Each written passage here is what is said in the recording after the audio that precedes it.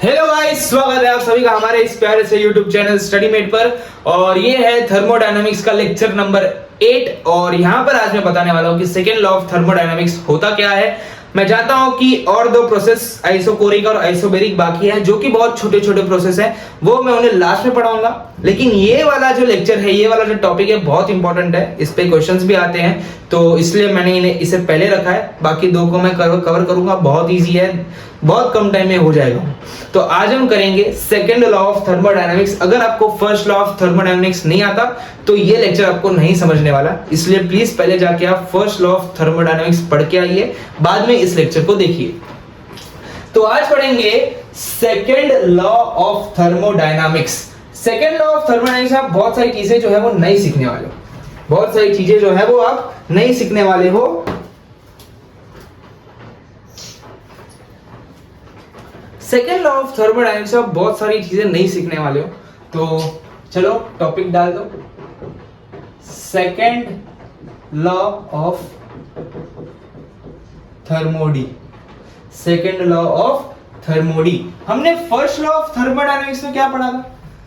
First law of thermodynamics में क्या पढ़ा था? हमने पढ़ा था कि फर्स्ट लॉ ऑफ थर्मोडायनामिक्स में कंजर्वेशन ऑफ एनर्जी होती है कि नहीं? यही तो पढ़ा था। यही तो इक्वेशन क्या होता है इसका?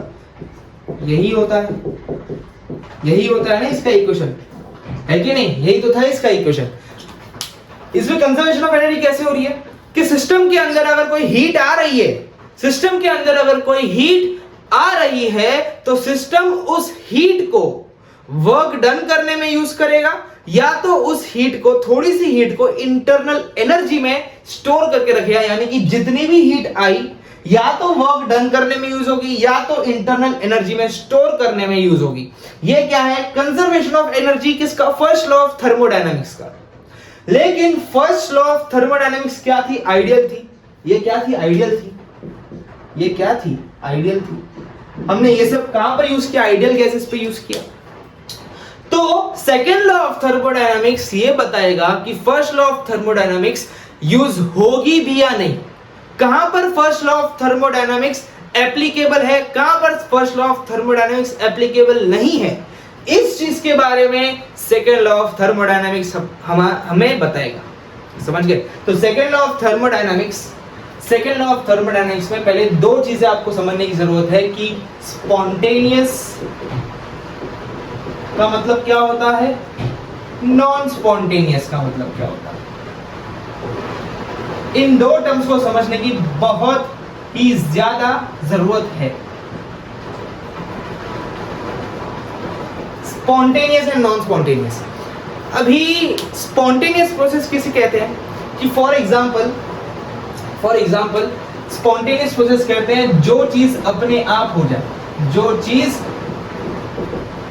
अपने आप हो जाए। और नॉन स्पॉन्टेनियस यानी कि जो हो ही ना, जो पॉसिबल ही नहीं है, जो पॉसिबल ही नहीं है। फॉर एग्जाम्पल अगर मैं बात करूं, बारिश हो रही है, ये बादल है, ये बारिश हो रही है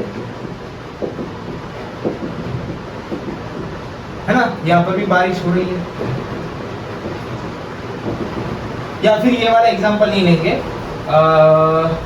एग्जाम्पल लेते हैं वाटरफॉल का। एग्जाम्पल लेते हैं वाटरफॉल का। वाटरफॉल में पानी ऊपर से नीचे गिरता है कि नहीं? पानी ऊपर से नीचे गिरता है, लेकिन पानी वापस नीचे से ऊपर क्यों नहीं जाता? क्योंकि पानी जाना ही नहीं चाहता, क्योंकि ये नेचर के लॉ के खिलाफ है।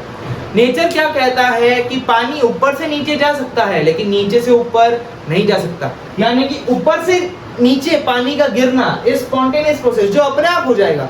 पानी थोड़ा सा आगे बढ़ा, उसको कुछ दिखा नहीं तो नीचे गिर जाएगा, है कि नहीं? बिकॉज ऑफ ग्रेविटी अपने आप हो जाएगा, लेकिन पानी नीचे से ऊपर नहीं आ पाएगा, है कि नहीं?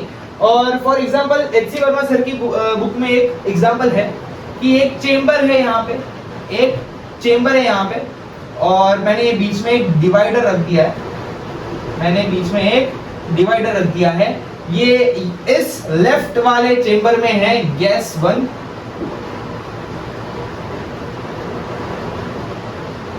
राइट वाले में है गैस 2,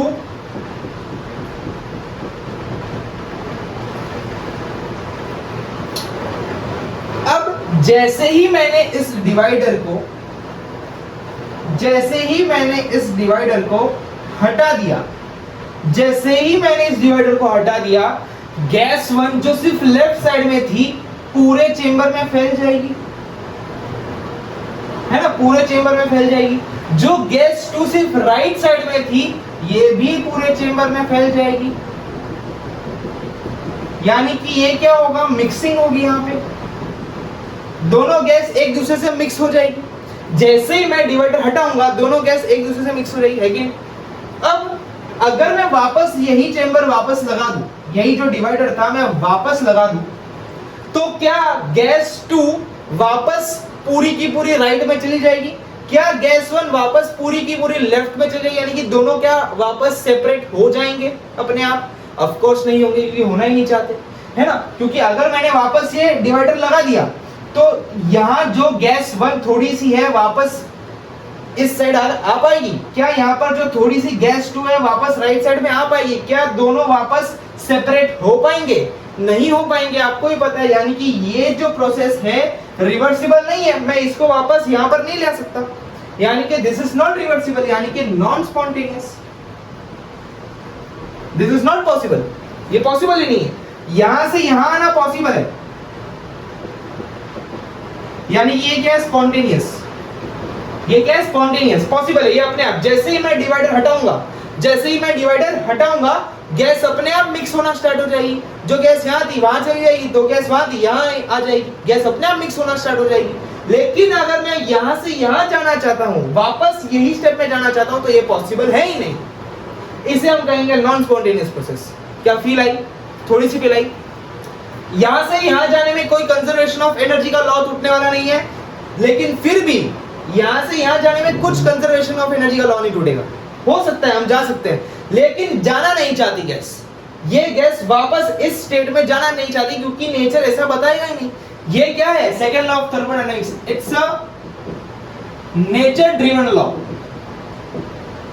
जो नेचर चाहेगा वो होगा, है ना। ये सेकंड लॉ ऑफ थर्मोडायनामिक्स क्या कहना चाहता है, जो प्रोसेस नेचर में अपने आप हो रहे हैं, जो प्रोसेस नेचर में अपने आप हो रहे हैं उन्हें क्या कहेंगे, स्पॉन्टेनियस प्रोसेस। और जो अपने आप नहीं हो रहे, जो पॉसिबल ही नहीं है, उन्हें हम क्या कहेंगे, non spontaneous process. For example time हमेशा आगे जाएगा, क्या हम टाइम को वापस पीछे ला सकते हैं? हम वैसे अगर मैं कंजर्वेशन ऑफ एनर्जी के बारे में देखूं तो वापस टाइम को पीछे लाऊंगा तो कुछ नुकसान होने वाला नहीं है। लेकिन नेचर क्या बोलता है कि टाइम हमेशा आगे जाएगा, पीछे लाना इज नॉट पॉसिबल। यानी कि टाइम का आगे जाना मींस स्पॉन्टेनियस प्रोसेस, पीछे लाना पॉसिबल ही नहीं है, यानी कि नॉन स्पॉन्टेनियस प्रोसेस। और एक एग्जांपल से मैं आपको समझाना चाहूंगा कि प्रीवियस लेक्चर यानी कि एडियाबैटिक प्रोसेस में हमने एक एग्जांपल देखा था अजय और विजय का, वही मैं वापस यहाँ पर आपको बताना चाहूंगा कि एक बड़ा सा रूम है, उसको मैंने 2 रूम में डिवाइड कर दिया। ये है रूम नंबर 1, ये है रूम नंबर 2। यहां पर रहता है अजय, यहां पर रहता है विजय। अजय के रूम में एसी है, इसके रूम में एसी नहीं है। अभी इसके रूम में एसी है तो समझो इस रूम का टेम्परेचर है 10 डिग्री सेल्सियस, और इस रूम में एसी नहीं है इसलिए इस रूम का टेम्परेचर है 40 डिग्री सेल्सियस, है ना। दोनों के रूम में डिफरेंस होगा। ऑफ कोर्स समर सीजन चल रहा है, सूरज दादा दे रहे हैं, पूरी गर्मी दे रहे हैं, लेकिन इसके रूम में एसी है इसलिए इसका टेम्परेचर कम है, इस रूम का टेम्परेचर कम है, इस रूम का टेम्परेचर ज्यादा है। अब जैसे ही विजय अपने रूम का दरवाजा खोलेगा, जैसे ही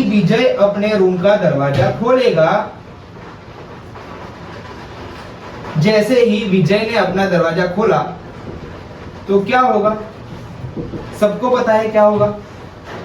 इस रूम से हीट यहां जाना स्टार्ट हो जाएगी, है ना। इस रूम से हीट यहां जाना स्टार्ट हो जाएगी, हीट एक्सचेंज स्टार्ट हो जाएगा, higher temperature to lower temperature heat flow करना स्टार्ट हो जाएगी अपने आप।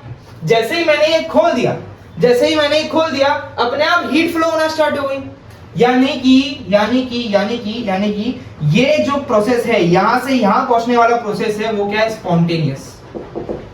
ये क्या, स्पॉन्टेनियस।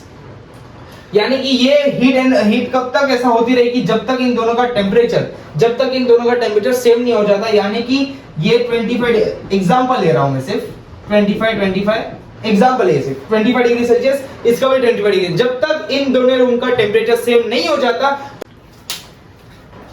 यानी कि ये हीट फ्लो कब तक होगी, जब तक इन दोनों के रूम का टेम्परेचर सेम नहीं हो जाता, यानी कि 25 डिग्री सेल्सियस 25 डिग्री सेल्सियस। अब ये प्रोसेस तो अपने आप हो गया कि जैसे ही मैंने इन दोनों का दरवाजा खोल दिया, अपने आप हीट फ्लो होना स्टार्ट हो गई, मुझे कुछ करना नहीं पड़ा। जैसे ही मैंने दरवाजा खोला, जैसे ही मैंने यहां पर थोड़ा सा भी ओपनिंग लाई, अपने आप विजय के रूम की हीट अजय के रूम में जाना स्टार्ट हो गई। अपने आप हुआ, हीट अपने आप हायर टेम्परेचर से लोअर टेम्परेचर में जाना स्टार्ट हो गई, मुझे कुछ करना नहीं पड़ा। यानी कि यहां से यहां पहुंचने वाला प्रोसेस को मैं कहूंगा स्पॉन्टेनियस, यानी कि अपने आप हो गया, अपने आप हो गया, अपने आप हो गया। लेकिन मुझे वापस यहां से यहां जाना है, मुझे वापस यहां से यहां जाना है। मुझे चाहिए कि वापस विजय के रूम का टेम्परेचर 40 डिग्री सेल्सियस हो जाए और अजय के रूम का टेम्परेचर 10 डिग्री सेल्सियस हो जाए। मुझे चाहिए कि अजय के रूम में जो हीट है वापस विजय के रूम में चली जाए। क्या ये पॉसिबल है? सर ये पॉसिबल तो नहीं है, क्योंकि इन दोनों के रूम का टेम्परेचर अभी क्या है, सेम है, तो हीट फ्लो होगी नहीं। अजय के रूम से हीट विजय के रूम में जाएगी ही नहीं, क्योंकि दोनों का टेम्परेचर सेम है। यानी कि यहां से यहां पहुंचना इज नॉट पॉसिबल।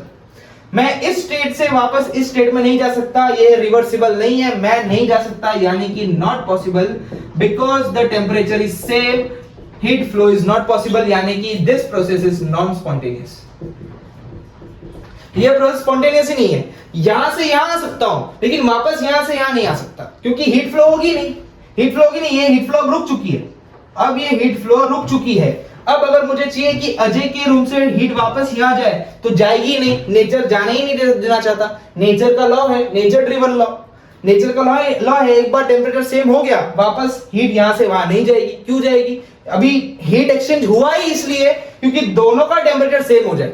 अब वापस टेम्परेचर डिफरेंस क्यों क्रिएट करेगी हीट? हीट वापस यहां से यहां जाएगी ही नहीं, इसलिए हम कहेंगे कि यहां से वहां जाना is not possible, non spontaneous process है ये। समझ गए? अब आपको असली मतलब इसका समझ में आया होगा। अब मैं जो मेन स्टेटमेंट है सेकंड लॉ ऑफ थर्मोडायनामिक्स का, वो मैं बताना चाहूंगा, प्लीज इसे नोट कर लीजिए, मैं इसे रफ कर रहा हूं। अब मैं आपको बताने चाह रहा हूं मेन स्टेटमेंट, नोट करना प्लीज इसे, मेन स्टेटमेंट, प्लीज इसे नोट कर लेना। सेकेंड लॉ ऑफ थर्मोडायनामिक्स ये कहता है कि all work can be converted into heat, all work can be converted into heat, but all heat can not be converted into work. समझ रहे हो क्या कहना चाहता है ये? कि मैं जो भी वर्क डन करूंगा वो हीट में कन्वर्ट हो सकता है। All work can be converted into heat, लेकिन जो हीट बाद में हुई है वो वापस वर्क डन में नहीं। All heat can not be converted into work. For example, अगर मैं, बहुत कॉमन एग्जांपल है ये, अगर मैं हाथ रब कर रहा हूं ऐसे, मैं बहुत फटाफट हाथ रब कर रहा हूं ऐसे, तो गर्माहट पैदा होगी, बराबर है, गर्माहट तो पैदा होगी। लेकिन अगर मैं इसे किसी गर्म चीज में डाल दूं, अगर मैं ऐसे हाथ इसे रब करूंगा नहीं, यानी कि मैंने कुछ वर्क डन किया तो कुछ तो हीट रिलीज हुई, लेकिन वापस मैं कोई गर्म जगह पर हाथ रख दूं, क्या मेरे हाथ अपने आप ऐसे होना स्टार्ट करेंगे? क्या अपने आप ऐसे वर्क डन होगा? अपने आप मेरे हाथ ऐसे ऐसे होना स्टार्ट करेंगे? नहीं करेंगे। यानी कि all work can be converted into heat, लेकिन all heat can not be converted into work. सारी की सारी हीट वापस वर्क में कन्वर्ट नहीं हो सकती। ये क्या कहना चाहता है सेकंड लॉ ऑफ थर्मोडायनामिक्स? की सारा वर्क डन मैं हीट में कन्वर्ट कर सकता हूं, सारा वर्क डन जो भी मैं वर्क डन कर रहा हूं वो हीट में कन्वर्ट हो सकता है, लेकिन सारी की सारी हीट वर्क में कन्वर्ट नहीं हो सकती। सारी की सारी हीट वर्क में कन्वर्ट नहीं हो सकती। फॉर एग्जांपल, अगर मैं स्कूटर कुछ तो चला रहा हूं, है ना, फॉर एग्जांपल, ये आपको मैं इंजन में बताऊंगा, अभी नहीं बताऊंगा, तो इतनी बात जरा नोट कर रखना, बहुत इंपॉर्टेंट है, बहुत इंपॉर्टेंट, बहुत इंपॉर्टेंट। अब हम बात करेंगे हीट इंजन के बारे में। परफेक्ट एग्जांपल हीट इंजन इसका। हीट इंजन इस स्टेटमेंट का परफेक्ट एग्जांपल है। हीट इंजन में हम तीन चीज लेते हैं। पहला तो सोर्स, जहां से हीट आएगी, यहां पर होगा इंजन, यहां पर होगा सिंक, यानी कि जो बची कुछ हीट है वो यहां पर चली जाएगी, बची कुछ हीट यहां पर चली जाएगी।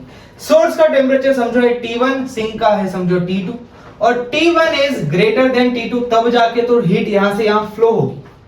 अगर इसका टेम्परेचर ज्यादा इसका टेम्परेचर कम, यानी कि हाई टू लोअर, तभी तो हीट यहां से यहां फ्लो होगी। पहले कुछ हीट सोर्स से इंजन के पास जाएगी, यानी कि Q1 amount of heat engine के पास गई, और जैसे ही हीट इंजन को मिली, इंजन ने कुछ तो वर्क डन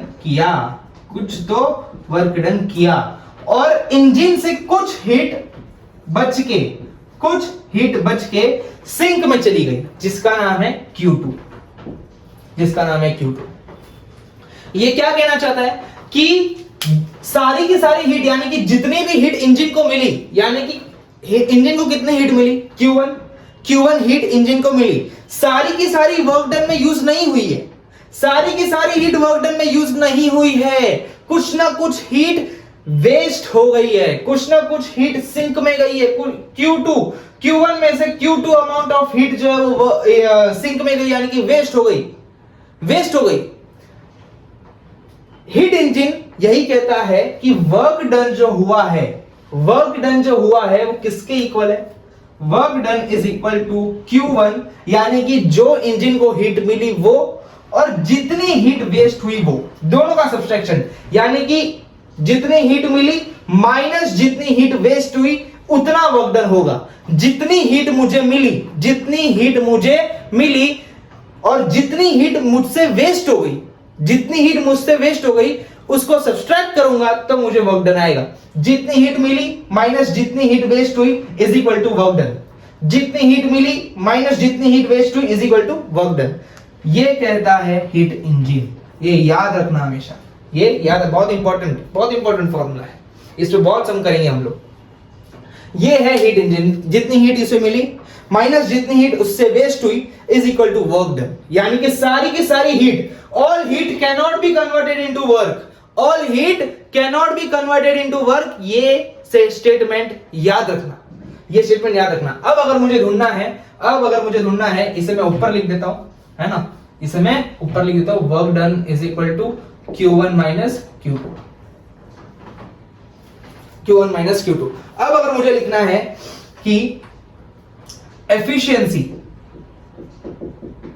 बहुत लोग इसे पढ़ते नहीं है, इग्नोर कर देते, लेकिन बाद में उनके मार्क्स एंट्रेंस में चले जाते हैं, क्योंकि एंट्रेंस वाले इस पे बहुत फोकस करते हैं। एफिशिएंसी के बहुत सम्स आपको मिल जाएंगे। एफिशिएंसी को हम लोग डिनोट करते हैं ईटा से। ये है ईटा, ये क्या है, eta. Eta is equal to work done जितना हुआ, एफिशिएंसी यानी कि ये जो इंजन है कितनी अच्छी तरह से वर्क करेगी, इसकी काबिलियत कितनी अच्छी है, यानी कि ये मशीन, ये इंजन कितनी एफिशिएंट है। ये मैं कैसे कैलकुलेट करूंगा, जितना वर्क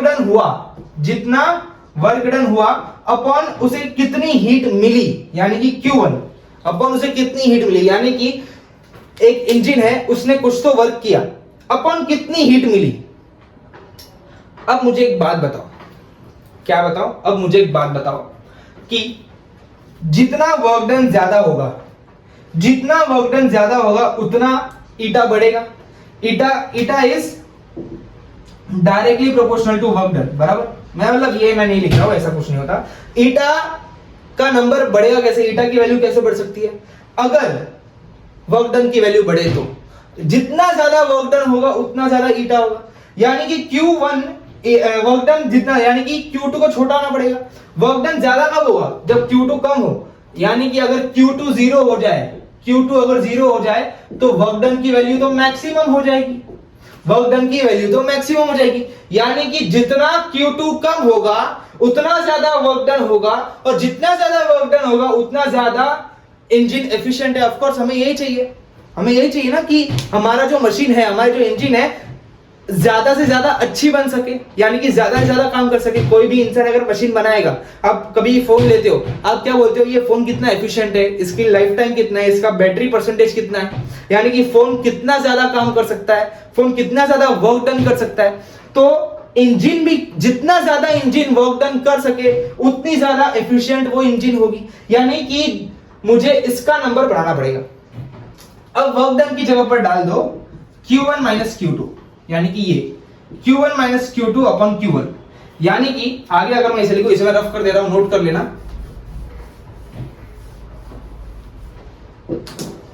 यहां पर ध्यान दो, ईटा हो जाएगा 1 minus Q2 bye Q1, 1 minus Q2 bye Q1, यानी कि जरा ध्यान से देखना यहां पे, जरा ध्यान से देखना यहां पे, अगर मुझे ईटा की वैल्यू को मैक्सिमम करना है, अगर मुझे ईटा की वैल्यू को मैक्सिमम करना है तो मुझे इस वाले पार्ट को जीरो करना पड़ेगा। अगर यहां पर कुछ तो है, अगर 0.00001 भी है तो 1 में से कुछ तो सब्सट्रैक्ट होगा, यानी कि ईटा की वैल्यू कम होगी।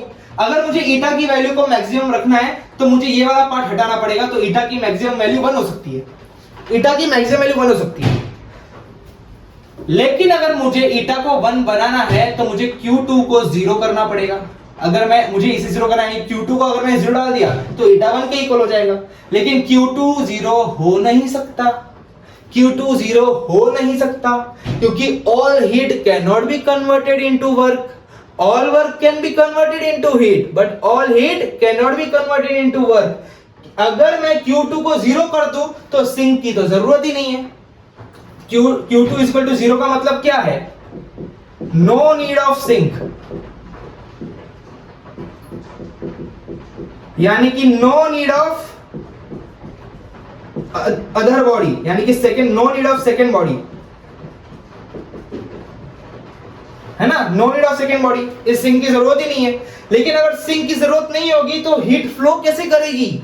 हीट फ्लो कब करती है? जब टेम्परेचर डिफरेंस हो, T1 is greater than T2, तब जाके हीट यहां से यहां फ्लो कर रही है, इसलिए सिंक का होना जरूरी है, यानी कि Q2 cannot be equal to 0, Q2 0 हो ही नहीं सकता, यानी कि यहां पर कुछ ना कुछ चीज तो होगी, Q2 0 नहीं होगा, Q2 0 नहीं है, Q1 तो 0 हो ही नहीं सकता कभी भी, क्योंकि कुछ ना कुछ हीट आएगी तब जाके कुछ वर्क डन होगा, यानी कि ये नंबर कभी भी 0 नहीं होगा, यानी कि ईटा कैनॉट बी इक्वल टू 1, कभी भी 1 नहीं होगा, ईटा कभी भी 1 नहीं होगा। समझ गए मेरे कहने का मतलब क्या है? Eta cannot be equal to 1, Q2 यानी कि हीट जो जितनी हीट सिंक में गई कैनॉट बी इक्वल टू 0, ये बात हमेशा याद रखना। तो इसका फॉर्मूला हो जाएगा 1 माइनस Q2 अपॉन Q1, यानी कि अगर ये हुआ फ्रैक्शन में, अगर मुझे परसेंटेज के फॉर्म में चाहिए तो eta is equal to 1 minus Q2 upon Q1 into 100, ये परसेंटेज के फॉर्म में एफिशिएंसी, ये है एफिशिएंसी का फॉर्मूला।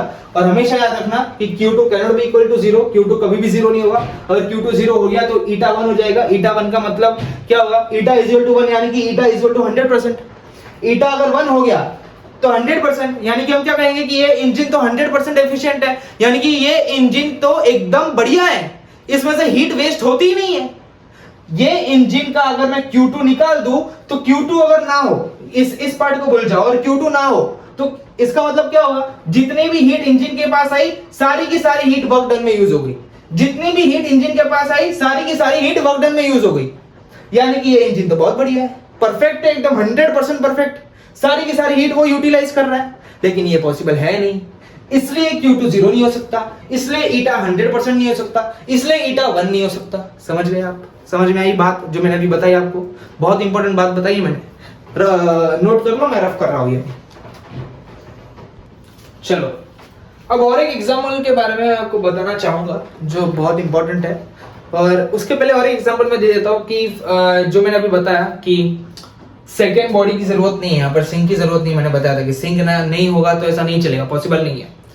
तो फॉर एग्जांपल एक शिप जा रही है ना, शिप जा रही है, और शिप पे मैंने कोई फ्यूल ही नहीं दिया, शिप को डीजल नहीं दिया, पेट्रोल नहीं दिया, तो अभी शिप आगे कैसे बढ़ेगी? अभी मैंने क्या बताया कि यहाँ पर सोर्स, इंजन, सिंक। सोर्स समझो कि वो समंदर से हीट ले रही है, अभी समंदर के पास कुछ ना कुछ तो टेम्परेचर होगा ही, कुछ ना कुछ तो हीट होगी, उसने समंदर से हीट ली, ओके, इंजन के पास गई और वो आगे बढ़ना स्टार्ट हो गई, है ना? ऐसा होता है, ऐसा होता है, पॉसिबल है कि शिप जा रही है, उसके पास फ्यूल ही नहीं है, डीजल पेट्रोल कुछ नहीं है, और सिर्फ वो समुद्र से हीट लेके आगे बढ़ रही है। क्या आज तक कभी ऐसा हुआ है? नहीं हुआ है, क्योंकि सिंगल बॉडी से हीट इंजन चल ही नहीं सकती। इंजन को चलाने के लिए दो बॉडीज चाहिए, तब जाके इंजन चलेगी।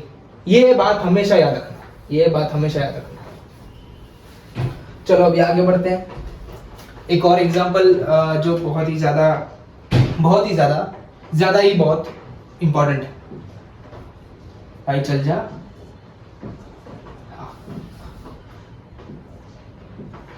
ये है सिलेंडर और ये आपका टायर और ये है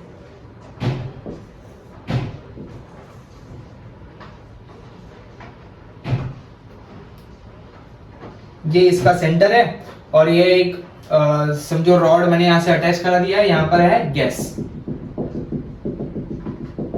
समझो आप कार में बैठे हो अभी। ये भी क्या है? एक टाइप ऑफ हीट इंजन ही मैं बोल सकता हूं, वरना कुछ नहीं लिखते हैं, जाने दो। ये है अंदर गैस है। फॉर एग्जांपल आप गाड़ी में बैठे हो, अपने गाड़ी को स्टार्ट की तो पेट्रोल जला यानी कि कुछ तो हीट इसको मिली। आपने गाड़ी स्टार्ट की तो पेट्रोल जला तो कुछ हीट आई, हीट इसको मिली यानी कि ये गैस एक्सपांड होना स्टार्ट हो गई। तो ये वाला जो पिस्टन है, ये क्या है? पिस्टन है, मूवेबल पिस्टन है। ये पिस्टन भी आगे चलना स्टार्ट हो गया, यानी कि ये जो रॉड है ये भी आगे चलना स्टार्ट हो गया, यानी कि ये टायर आगे मूव करेगा। ठीक है नहीं? जैसे ही आपने हीट दी तो ये गैस एक्सपांड करेगी, एकदम एक्सपांड करेगी। ऐसे पहले हीट ऐसे थी, बाद में पहले गैस ऐसा था।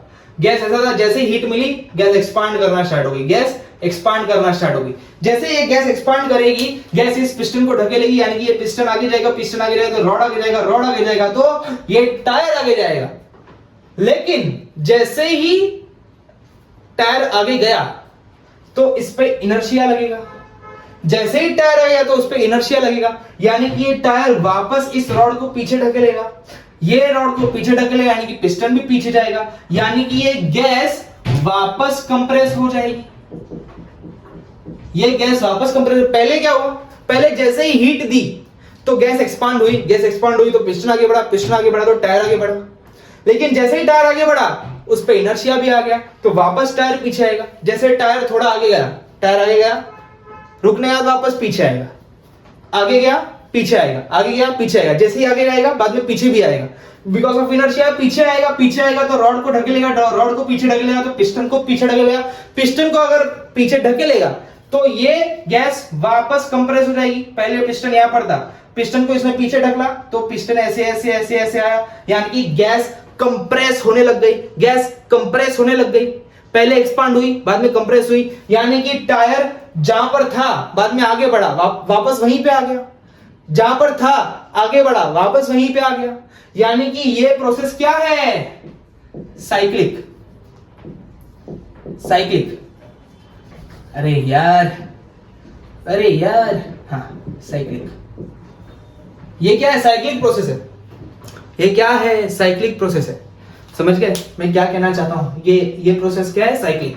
क्योंकि मैं जहां पर था आगे गया, वापस वहीं पे आ गया। मैं जहां पर था आगे गया, वापस वहीं पे आ गया। साइक्लिक प्रोसेस है। यानी कि यहां पर दो वर्क डन हो रहे हैं। एक तो पॉजिटिव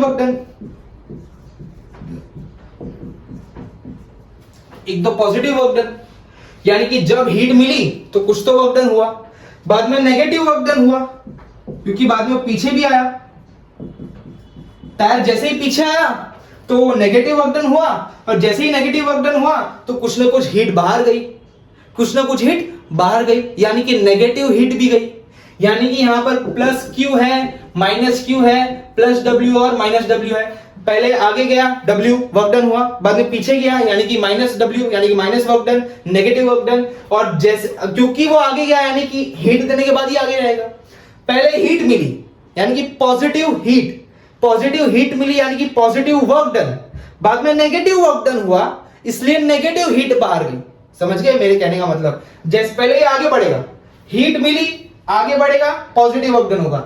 इनर्शिया के वजह से वापस पीछे आएगा, यानी कि नेगेटिव वर्क डन हुआ, जैसे ही नेगेटिव वर्क डन हुआ हीट रिलीज भी हुई, हीट रिलीज भी हुई। तो ये मैं क्या कहता हूं, माइनस क्यू नेगेटिव हीट।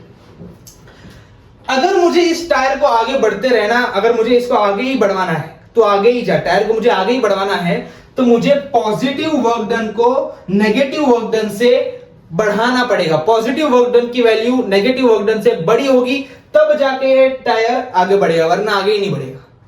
कैसे आगे बढ़ेगा? अगर दोनों की वैल्यू सेम है, नेगेटिव वर्क डन और पॉजिटिव वर्क डन सेम है, तो जितना आगे बढ़ेगा बाद में उतना ही पीछे आएगा। अगर पॉजिटिव वर्क डन की वैल्यू बड़ी है नेगेटिव वर्क डन से, तो पहले बहुत आगे बढ़ेगा, बाद में थोड़ा सा पीछे आएगा, वापस बहुत आगे बढ़ेगा, बाद में थोड़ा सा पीछे आएगा। यानी कि मुझे पॉजिटिव वर्क डन की वैल्यू को बढ़ाना है तब जाके ये आगे बढ़ेगा। यानी कि ये क्या है, साइक्लिक प्रोसेस है। अब मैं इसका ग्राफ बनाऊंगा, इस पे हम क्वेश्चंस करेंगे और बाद में लेक्चर को खत्म करेंगे। अब मैं एक हीट इंजन ग्राफ बनाऊंगा और उस पे क्वेश्चन करेंगे। एग्जाम में ऐसे ही आएगा। ये कार्नोट इंजन नहीं है, लेकिन कार्नोट इंजन नेक्स्ट लेक्चर में पढ़ेंगे। ये नॉर्मल हीट इंजन का ग्राफ है। ध्यान से ध्यान दो, ध्यान से ध्यान दो। देखो वो पहले जब ऐसा था, यहां पर पहले आगे बढ़ता था, बाद में वापस पीछे आता था, यानी कि यहां पर ये मेरा साइक्लिक प्रोसेस होगा। पहले आगे गया, बाद में वापस पीछे आया, आगे गया पीछे आया, यानी कि साइक्लिक प्रोसेस है ना। और मैंने साइक्लिक प्रोसेस के बारे में पहले के लेक्चर में बहुत अच्छी अच्छी बातें की हैं और वो सब अच्छी अच्छी बातें आज हम यूज करेंगे, आज हम यूज करेंगे। ये है प्रेशर, ये है वॉल्यूम, ये है समझो V0, ये है 3V0, ये है P0, ये भी है 3P0, समझो है ये 4P0, है ना। ये ऐसा है A B C D, ये है 1 mole of mono atomic gas. हमें ढूंढना है इसका delta U, work done, heat. पहले ए से बी में, बी से सी में, सी से ए में, वापस सॉरी सी से डी में और वापस बाद में डी से ए में। ये कैलकुलेट करना है हमें। कैसे करेंगे कैलकुलेट? डेल्टा यू का फॉर्मूला क्या है? N C V delta T, यानी कि एन क्या है, 1 है तो एन को छोड़ दो अभी। सीवी क्या होता है? F/2R into delta T. ये मोनो एटॉमिक है, यानी कि F की वैल्यू यहां पर 3 आएगी। 3/2R delta T, 3/2R delta T. अब टेम्परेचर के लिए अगर मैं बताऊं, टेम्परेचर 3/2R डेल्टा टी, यहां तक समझा। अब टेम्परेचर की अगर मैं बात करूं तो फॉर एग्जांपल पॉइंट ए पे टेम्परेचर था T0। अब पॉइंट बी पे देखो कि वॉल्यूम सेम है, वॉल्यूम कांस्टेंट है, लेकिन प्रेशर जो है वो 4 टाइम्स हो रहा है। अब ध्यान देखो, ये हम लोग बात कर रहे हैं आइडियल गैस के बारे में, आइडियल गैस के बारे में। तो यहां पर ध्यान दो कि PV = nRT है कि नहीं, आइडियल गैस इक्वेशन। अब वॉल्यूम कांस्टेंट है लेकिन प्रेशर और टेम्परेचर डायरेक्टली प्रोपोर्शनल है। अगर प्रेशर 4 गुना हो रहा है तो टेम्परेचर भी 4 गुना होगा, यानी कि बी पे टेम्परेचर होगा 4 T0। अब बी से सी जाएंगे तो प्रेशर कांस्टेंट है लेकिन वॉल्यूम 3 गुना हो रहा है, वॉल्यूम 3 गुना हो रहा है, यानी कि टेम्परेचर भी 3 गुना होगा, क्योंकि V is also directly proportional to T। तो यहां पर होगा 4 3 12 T0। अब C से D जाते टाइम 4 गुना कम हो, अभी यहां पर वॉल्यूम कांस्टेंट है लेकिन प्रेशर 4 गुना कम हो रहा है, डिवाइड बाय 4 हो रहा है, यानी कि टेम्परेचर भी 4 गुना कम होगा, यानी कि 12 T0 divide by 4 T0 which is 3 T0। अभी वापस यहां पर 3 गुना कम होगा तो वापस T0 में हो जाएगा, यानी T0 4 T0 12 T0 और 3 T0। समझा मैंने ये टेम्परेचर को कैसे मापा है? हाँ सर समझ गया, आगे बढ़ो। हाँ, अब बात करते हैं डेल्टा यू के बारे में। डेल्टा यू ए से बी के लिए कितना होगा? ए से 3/2R, डेल्टा टी कैसे करेंगे? ए से बी T2 - T1 है, 4 T0 - T0 यानी कि 3 T0, यानी कि ये हो जाएगा 9/2 T not, 9/2 R T not. अब बी से सी के लिए कितना होगा, बी से सी 3/2 आर जैसा था वैसे लिख दो, और टी नॉट में क्या डिफरेंस आएगा, 12 T not minus 4 T not यानी कि 8 टी नॉट, 2 4 यानी कि 12 आर टी नॉट।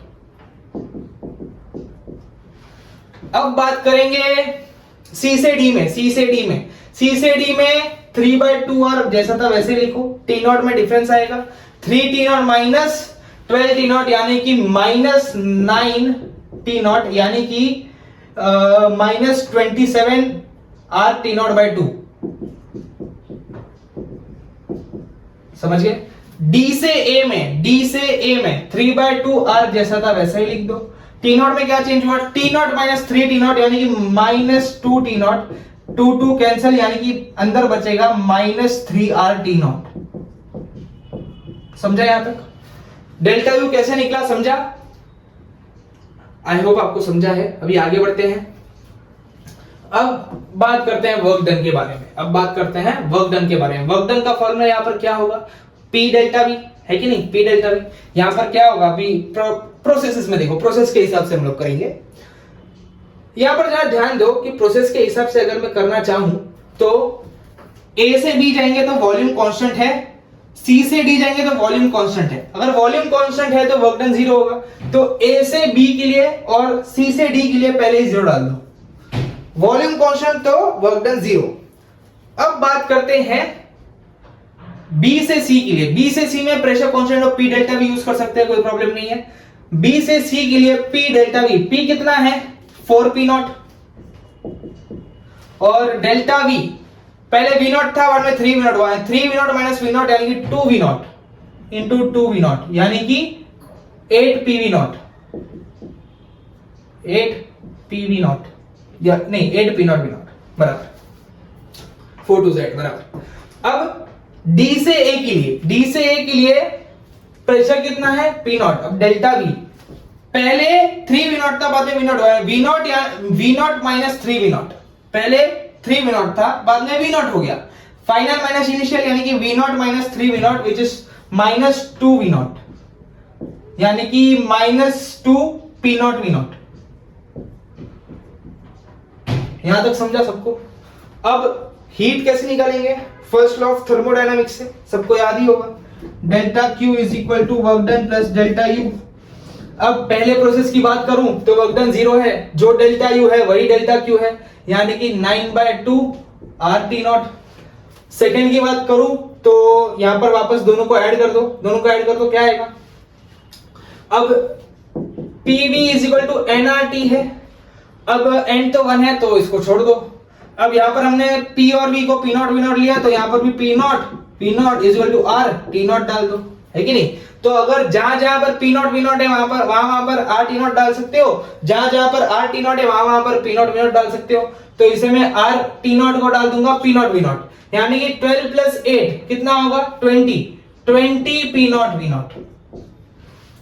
यहां पर दोनों को ऐड कर दो, सबको P नॉट V नॉट रखो, इसको भी P नॉट V नॉट डाल दो, RT is equal to P naught V not.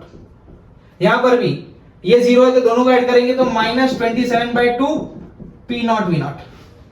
आपकी मर्जी यार, RT नॉट में भी डाल सकते हो, कोई प्रॉब्लम नहीं है, कोई दिक्कत नहीं है। इन दोनों को ऐड करेंगे तो क्या हो जाएगा minus 5 P naught V not. समझ गए।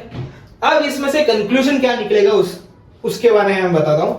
सारे डेल्टा यू को ऐड करो, सारे डेल्टा यू को ऐड करो यानी कि 9/2 प्लस 12 कितना हो जाएगा 24, 24 प्लस 9, 24 प्लस 9 इज 33, 33/2 और इन दोनों को ऐड करो माइनस 27/2 माइनस 3 यानी कि 3 to the 6, 27 plus 6 is minus 33/2 और इन दोनों को ऐड करो तो 0 आएगा यानी कि डेल्टा यू सबको, डेल्टा यू नेट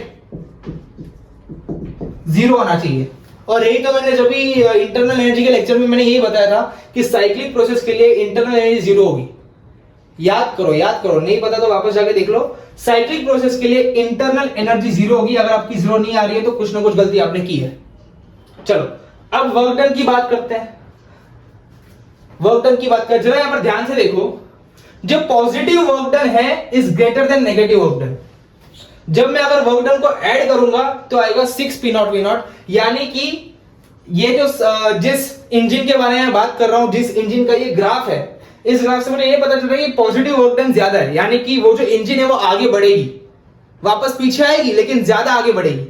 वो जो मैंने बताया था वो एग्जांपल याद है, व्हील आगे बढ़ना चाहिए, पॉजिटिव वर्क डन ज्यादा होना चाहिए, तो यहां पर देखो पॉजिटिव वर्क डन ज्यादा है। अब बात करते हैं, अगर क्वेश्चन आया कि पॉजिटिव वर्क डन के लिए हीट कितनी आई, उसे हीट मिली कितनी, सोर्स से उसे कितनी हीट मिली, वो हमें कैलकुलेट करनी है कि सोर्स की तरफ से इंजन को कितनी हीट मिली। अगर मुझे कैलकुलेट करना है तो मैं कैसे कैलकुलेट करूंगा, ध्यान दो। यहां पे पॉजिटिव वर्क डन होने के लिए पॉजिटिव हीट मुझे कैलकुलेट करनी पड़ेगी, यानी कि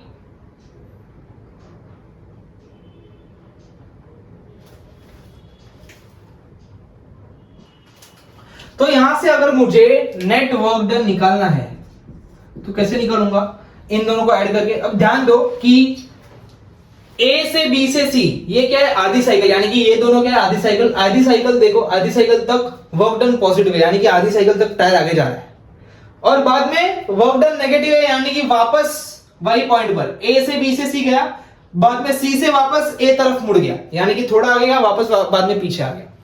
तो नेट वर्क डन कितना होगा, 6 P naught V not 6 P naught V not है कि नहीं, यानी कि ये पॉजिटिव है यानी कि आगे जाएगा।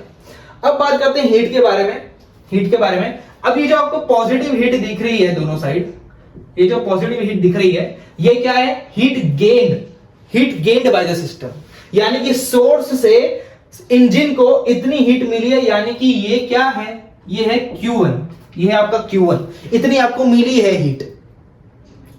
लेकिन वर्क डन कितना हुआ है, अभी इन दोनों का आप ऐड कीजिए तो कितना आएगा, 4.5 प्लस 20 यानी कि 24.5 P naught V not heat आपको मिली है, गेन हुई है। इसमें से कितना वर्क डन हुआ, 6 P नॉट V नॉट, यानी कि इसमें से 6 माइनस करिए, 6 तो कितना हो जाएगा 18.5 P नॉट V नॉट बचेगा, यानी कि 18.5 P naught V naught sink में चली गई, यानी कि 18.5 P naught V naught engine से बाहर चली गई, लॉस्ट हो गई, चली गई, वेस्टेड।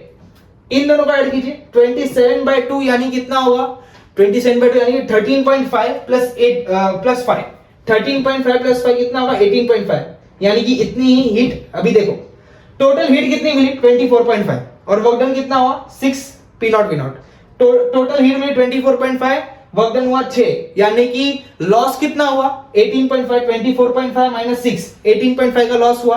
और वही तो ये है, ये दोनों क्या बता रहे हैं, माइनस मतलब क्या, heat given by the system, यानी कि इंजन से हीट बाहर चली गई। नेगेटिव हीट का मतलब है कि सिस्टम से हीट बाहर जा रही है।